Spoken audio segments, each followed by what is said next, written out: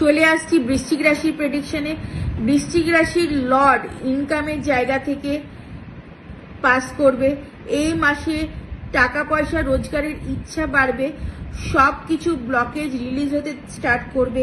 Work প্লেসে হঠাৎ করে একটা ঝামেলা সৃষ্টি হতে পারে, এক্সটার্নাল ইস্যু নিয়ে অফিসে ভুগতে হতে পারে।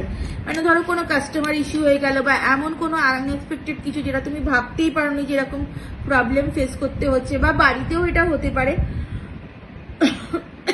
একটা কোনো কিন্তু ঝামেলার সম্মুখীন হতে পারে। আচ্ছা, অফিস পলিটিক্স সামলাতে কিন্তু এবার ম্যানেজ করতে হবে। এই মাসটা কিন্তু যথেষ্ট পলিটিক্সের সম্মুখীন হতে হবে। বড় গাড়ি কেনার যোগ আছে, সেকেন্ড হ্যান্ড গাড়িও কিন্তু কিনতে পারো।